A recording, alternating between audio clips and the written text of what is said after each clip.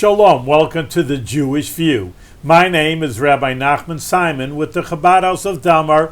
Today we have a very special guest with us today, my own son, Baruch Simon. Baruch, welcome to the Jewish View. Thank you for having me. Listen, you've been on the Jewish View before, so you're already a regular, we could say. But, I wanted to talk about a few interesting things because you have a very interesting job, if you want to call it a job. But you're a teacher in this yeshiva called Darchei Menachem in Brooklyn. So you take over. Tell us what's so special about this specific school. So Darchei Menachem is a school tailor-made for students with a bit of learning disabilities and behavioral issues or behavioral issues. And Darchei is a small school. It only has 100 students. And it has a lot of staff. There's therapists. A lot of individual attention. A lot of individual attention. I think it's about 3 students per 1 staff member. Really? It's quite, it has a lot of attention and really working with the students on their level. In Hebrew, they say each one to learn on their own level. And that's what really the mantra of the school is. Well, the same thing you could say in public schools. I mean, the ratio of public schools is 28 students to 1 or 30 to 1 teachers. And the yeshivas also, they're probably maybe a little bit less, 25 to 1. But a child who really needs special attention, gets lost. So they're recommended to you from other yeshivas, hey, this child isn't making it in a regular situation, needs more private attention. How do they come to your yeshiva? Well, the school, usually it works out that in New York it's called an IEP. I don't know if it's called that other places. But the students get diagnosed, or they say, he's really not he's sitting in the principal's office more time than not, and he has a learning, let's say dyslexia or something to that effect, that he has something that's holding him back, ADD, something to that. And they only really do that in 2nd grade. So our school only starts in 3rd grade. Who's at this New York State? New York State, New York City. Different private. There's a program that I'll speak about later that's called Hidden Sparks, which is a private organization. So there's a lot of, that's mainly New York State and New York City, but there's a lot of, Yeled V'Yalda is a Jewish organization. They have a lot of, in New York City has a lot of help. Why do they pick it up only at 2nd grade? You would think even, I'm not a child psychologist myself, but just to ask, you'd think a 3-4-year-old, sometimes you see they're a little bit funny or something. So there's a couple of things. One of the things I would say is a lot of parents, it takes them a while to come to terms. We're very open in our society with therapists and therapy and for students, but it still takes a little while for a student that's not so disabled that he can be in a normal school. It takes a little while for them to come around and say, he needs a little more special attention, a little more private tutoring, stuff like that. And there's another one is because, like I said, they're not fully on the spectrum. They're kind of on the fringe of that. Yes, with a little help they can be in a regular classroom. A little more, it's like BOCES, they have it upstate.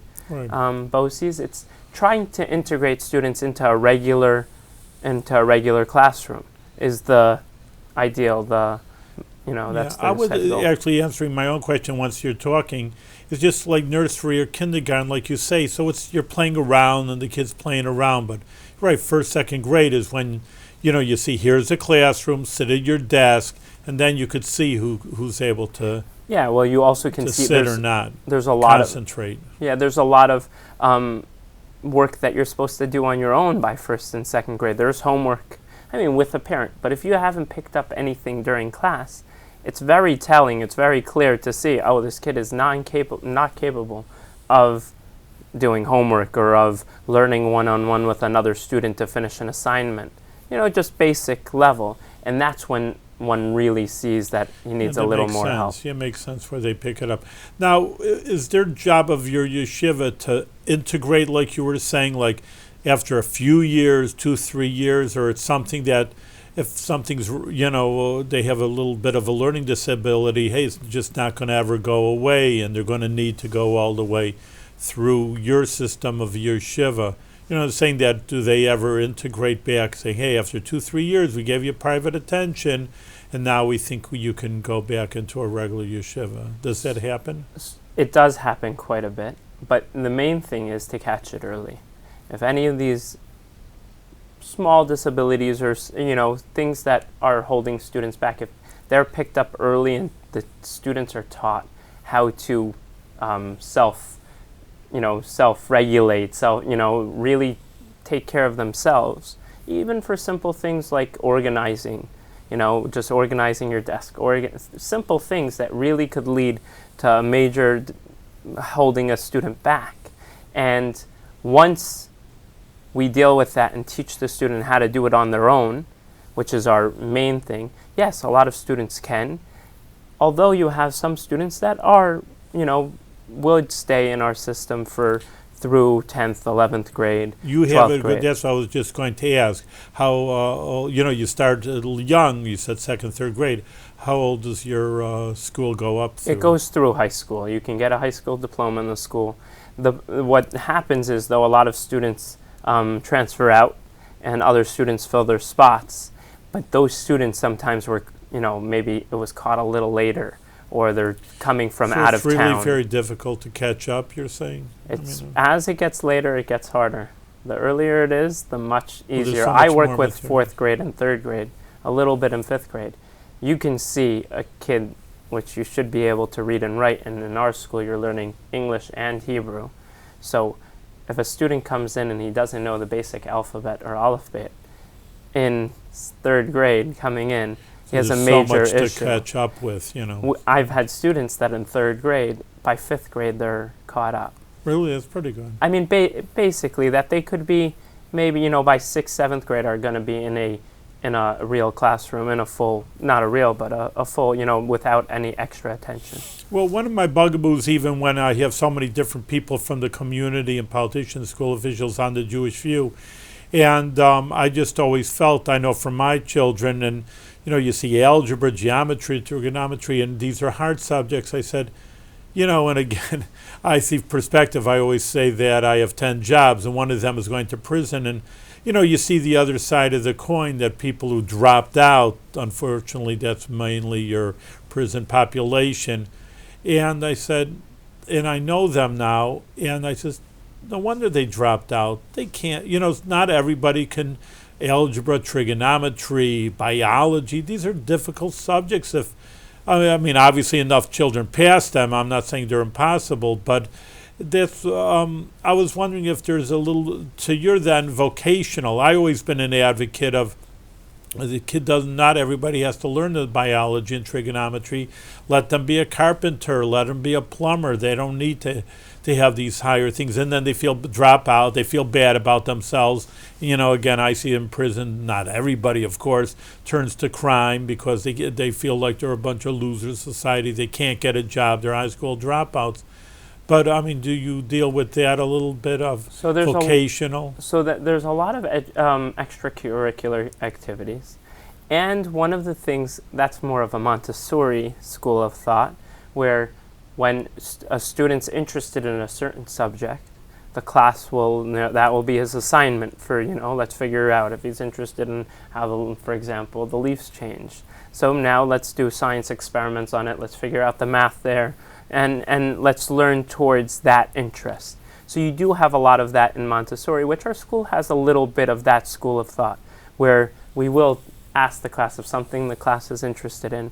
That's that's what we will speak about, and go down that road. It's interesting. Once you're saying that, who sets up the curriculum and the philosophy behind your school? I mean, again, in public school, 2nd grade, it's not the principal, it's just a New York State curriculum. I mean, you could always tune it up a little bit, of course, but here it's so unique and special. Who's setting up the curriculum for these children? So for the Judaic studies, it's been an evolution.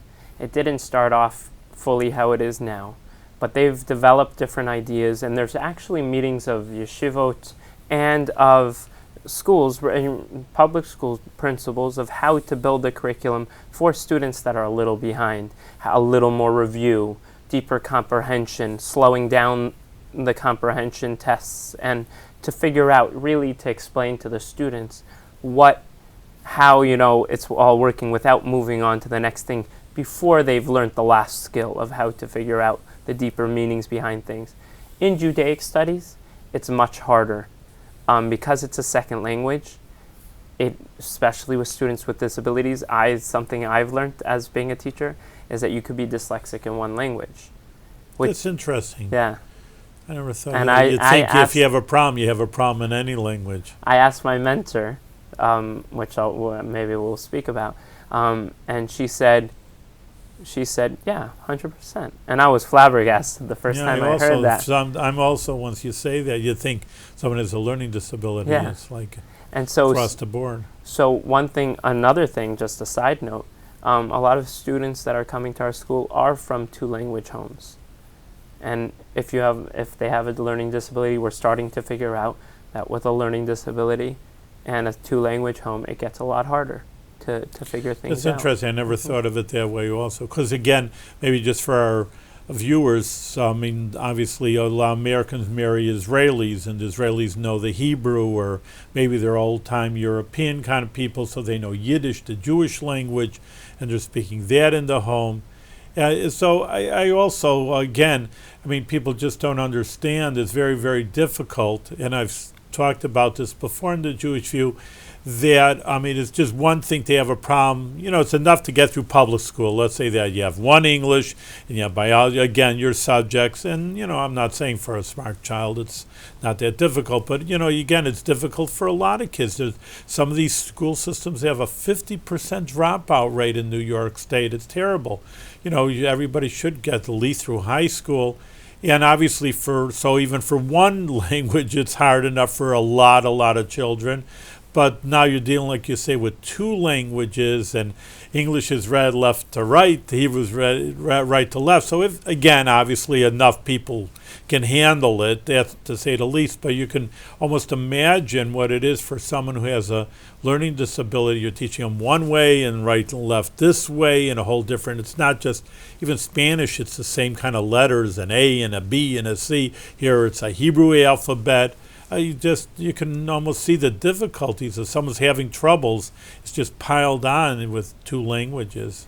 That is true, and you do see some students write a letter backwards, or start writing the Hebrew letters the other opposite direction, which is interesting.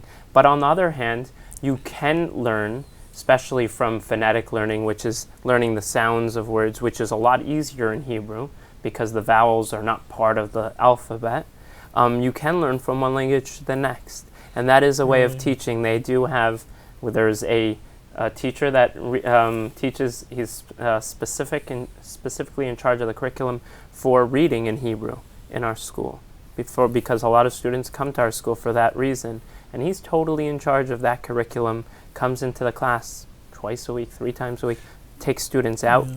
That's what I wanted to ask you. What was one of the questions is what are the professionals? Again, a teacher is a professional. I'm not saying they're not, but again, if you're dealing with special needs, then you really need either, like you say, behavior problems, psychologists on staff, or like I say, someone to set up curriculum, or you have a special needs. Hey, this child I'm working with and he's just not getting it.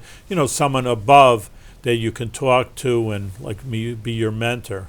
So there's a department of education, really is very helpful, and they give a lot of hours towards students for therapy, speech therapy, social work.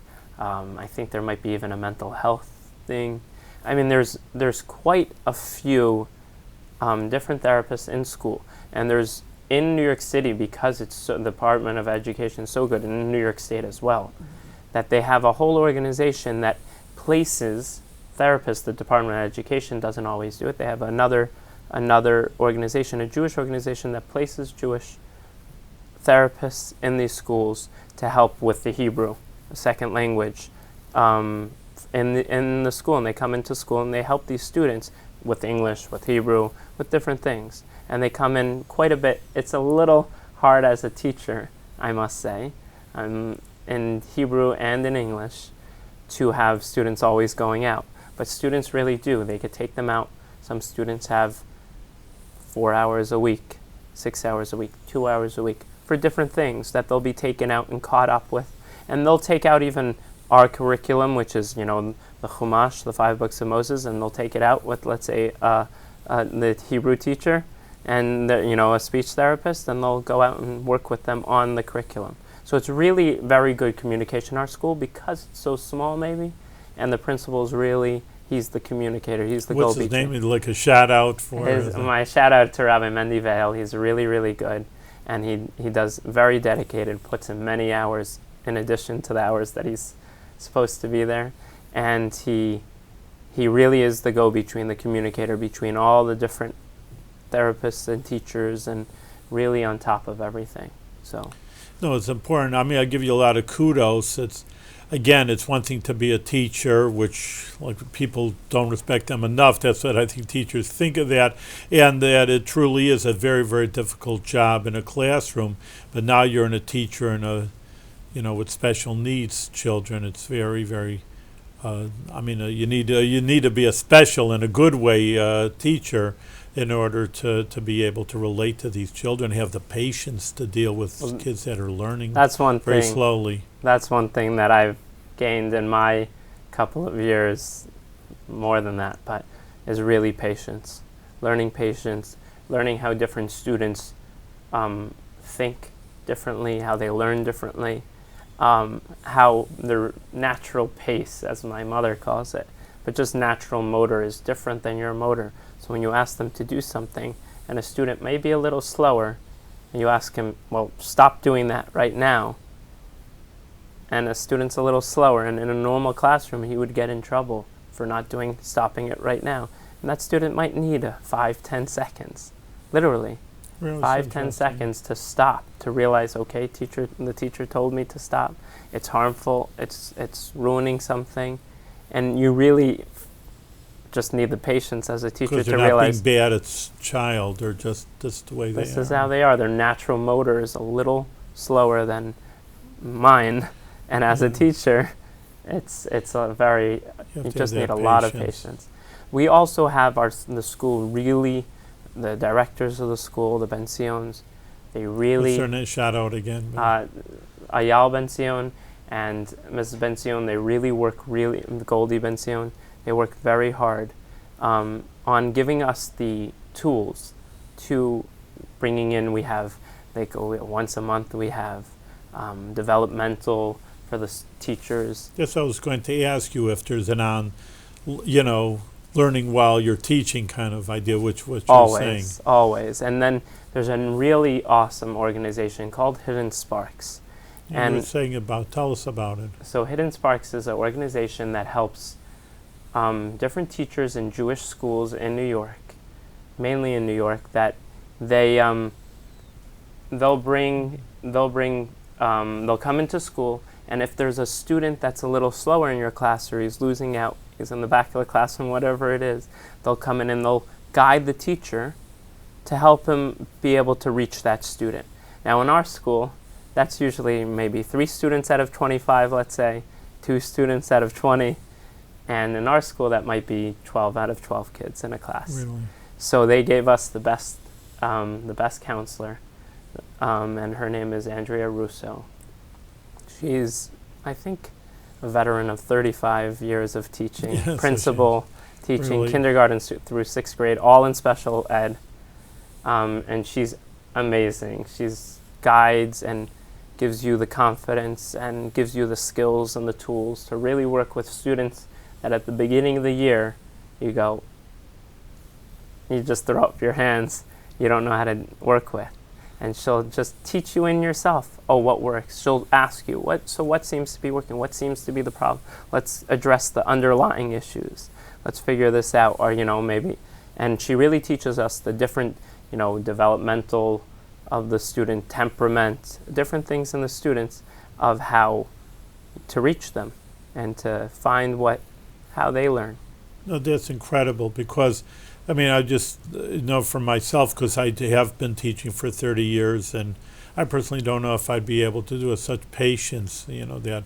But, you're dealing with 100 children, on the other hand, keep in perspective, like you said, a normal school has thousands. I mean, there's probably a few schools like this in Brooklyn, of course, but it's a small percentage. But it's like that statement when the country had no child left behind. Just to say there's a comparatively small, like you were saying, 2 out of 20. If it's 5%, 10%, whatever it is, still, it's just so beautiful that every child has the opportunity to learn and not just, you just can't make it. Well, Goodbye. Hidden Sparks is their line is every child will learn if they can. It's a little off. I'm forgetting exactly, but every child wants to learn and loves learning, and if you believe that, you'll find what they love learning, and what they want to learn, and how they like to learn it. But if you're stuck in saying this student can't learn, or doesn't want to learn, or is too stubborn, then you're really up a creek without a paddle. You have to really believe that students really want to learn. Any child, and every child really does. That's what you learn working with students that are a little behind. It's just interesting, but let me ask you, you say that a person has learning disabilities, but sometimes they've always talked about stories. They can't read or write, or they can play music. They're geniuses at music. One thing, they're like off-center. A person has a little music, you take music lessons, a child, they're decent in math, like you said, balance, but sometimes there's such an imbalance that they're terrible in one aspect of learning and they're geniuses in others. Do you ever see that? A lot of times, actually. And usually, from what I've seen, that's on a, very, let's say, even autistic, children with autism are some on the spectrum. They're very adept at something, really good at something. With ours, what I've found is everybody wants to do something that they're good at, so you'll automatically start leaning towards the thing that you're good at. Let's say it's math. Yeah. I'm going to be good at math, and I'm going to listen to the teacher. I'm going to try to learn, and I'll ask, I'm going to be involved, I'm going to be engaged, all these different things. And if I'm not interested in English, well, then I'm turn off. And so what a teacher's job is to try to find how, let's say, the things that you're good at, your interests, would spill over onto other, different subjects. So even with the Judaic versus with the secular studies, you're trying to figure out the different things that works for the students. It's interesting. But that itself is a very probably difficult situation of, what are they good at? I felt that as a student also, certain things, like you said, and I was a good student, but certain things I loved and certain things, this is boring and I don't really feel like doing it. So that probably is a challenge in its own right of just finding out in every student, hey, this kid will really look as one subject he's good at, or maybe is it English, Hebrew? I see that sometimes with, quote unquote normal children, and that. It says, they're not learning the Hebrew studies. Maybe they're not that smart, maybe. And then I hear that, later on they're going to a major university. Well, obviously, they're very, very smart. But, if you don't want to learn it, you're turned off, and I don't want to be here, then you kind of act dumb. And, you think, hey, this kid's a dumbbell and he's a stupid. And on the other hand, it's just a matter of motivation, really. That's what it is. Well, sometimes students are motivated, usually, if they can do well. They would be motivated. Sometimes if they don't have the skills or it's a little over their head, then they're not going to be so motivated. I had a very good principal for many years here in Maimonides Hebrew Day School. Her name was Mrs. Rosenfeld. And when a student would get sent out of class, she'd try to smooth over whatever happened with the teacher, and she would say, now sit in the corner, close your mouth, and learn by osmosis. That's what she would always say. And it stayed with me, especially as a teacher. I don't get it. That you're just going to pick up stuff by staring at the wall, drawing, doodling in your notebook. You'll just, and it's really, really true. Well, it's very true. You're sitting in the room, something's happening, they're speaking, you're going to pick it up. Will you pick it up as well as a student that's looking inside? Well, some students learn by, staring off in space. That's how they pick up stuff better. And she would always tell us that, so we wouldn't fall behind. You miss a day in class, well, now you're going to fall behind. And here you'll pick up, you'll know what's happening, you'll get what the class is up to. It's interesting. Now, going back to your yeshiva, and we only have a few more minutes to go, but I want our viewers to understand a little bit more yeshiva. You said you have about 100 students. Now, how long you been in that school? I've been for 4 years. So is there a growth, or is just you keep it at a, sometimes schools like keeping it small, they don't want extra because, like you say, the student ratio, then it gets too much for them. You have too many children in the classroom, and they can't give that private attention. Well, that's true. Your last point is true, that, you want to keep it small classrooms. But as of now, the school, Darchei Menachem, is at capacity because we're limited in Brooklyn with space. And the building, that's about the building's capacity, give or take a couple of students. So there's not that much room for growth until they get bigger area to faculty facilities. Facility. Yeah, I'm just saying, I've been there, and Dad visited, and I don't know, compared to someone in the Capital District, they have to play on top of the roof, but I guess that's... A lot of students in Brooklyn do that, even in the public schools. Yeah, that's what I'm saying. I don't know if there's anything special to your school, but it's a shame. You have a nice backyard here in the Capital District, and there, it's just almost like a cement jungle in that place. I don't know if that lends it to. Sometimes you'd think a child doesn't run around, and maybe a child does need to get out there and play some sports. That's important for a child. We're in a boys' school, and that's really important. And that's one of my 2 things that I look out for the students is physical activity, sleep. 3 things actually: sleep, how they're doing, and that's really important, and how much food they need, an intake of energy. And if I know it about myself, if I'm hungry, my attention span, my everything goes down, my tolerance level, my patience, everything goes down, my learning ability goes down. So that's something that we look out for the students a lot. We do have a park half a block away, right, which is very nice, in New York City Park. So there's the jungle gyms and everything, and basketball courts, and everything. I think that's important for a lot of children. They've been saying that, you keep up cooped up in a room for 5 hours. Anybody, normal person would say, well, come on, I'm going to, jump around, do some jumping jacks. It's very interesting. We're actually out of time, but I hope our viewers have a little insight.